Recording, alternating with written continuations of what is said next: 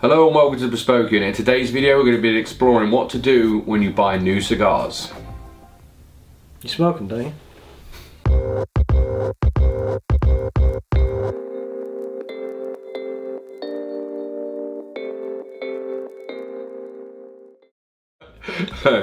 Hello, I'm Paul Anthony. And I'm CP. And in today's video, as we just previously mentioned, we're going to be looking at what to do when you buy new cigars.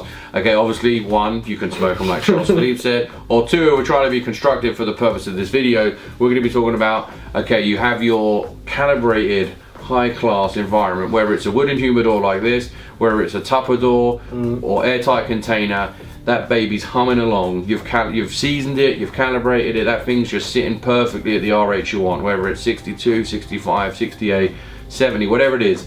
That 69, dude. That perfect, well, the 69 packs. Exactly, those are my favourite. I'm not kidding, it's not just because of the number, it's because I actually like them. Anyway, moving on. Okay, yeah, please move on. Anyway, so this thing is really going along. So what you've done, you've gone to your local cigar store and you've picked up some singles, or you've picked up a box, or you've been given some cigars, or you've bought some cigars online. We don't actually know what the RH of these cigars is. No. So one of the best practices you can do is actually acclimate your cigars to come to the relative humidity that you're storing your cigars at, whether it's to be smoked immediately or it's for long-term storage. Because I know I personally store cigars long-term at about 4 or 5 basis points percentage RH lower than when I'm going to be smoking them, just because I travel a lot and I don't want any temperature shocks or RH shocks to potentially risk my stash. So sure, with all that being said, you got these new cigars, what are you going to do to acclimate them? Well, the best thing to do is put them in their own microclimate, which is separate from your collection.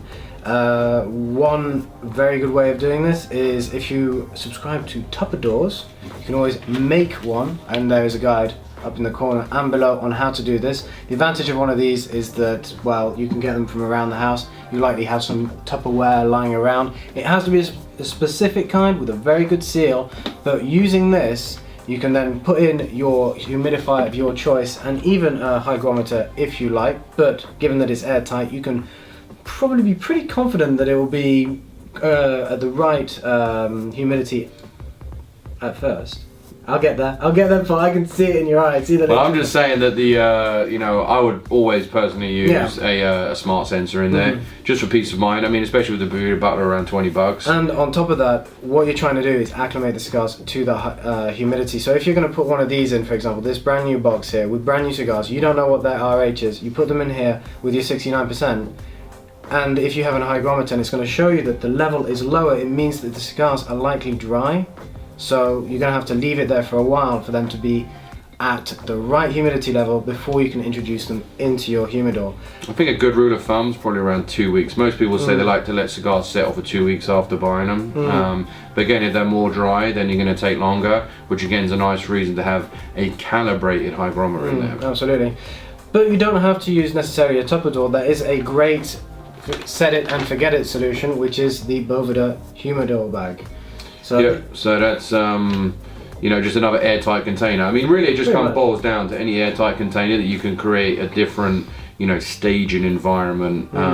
And yes, I would include the whole box. Yes, I would just do single cigars.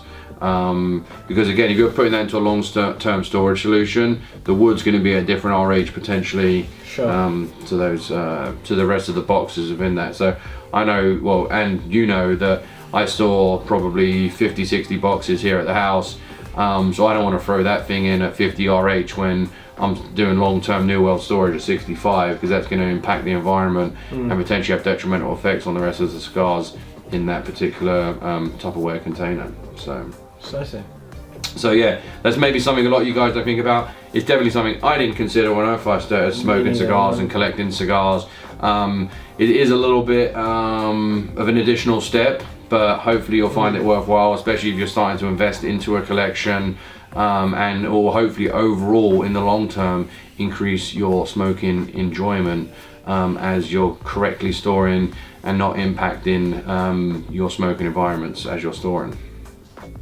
So with all that being said, please write any comments or questions you may have below on how you may acclimate your own cigars. Or don't at all. Or don't at all and think that this isn't a necessary step, although I'm 100% a believer in it.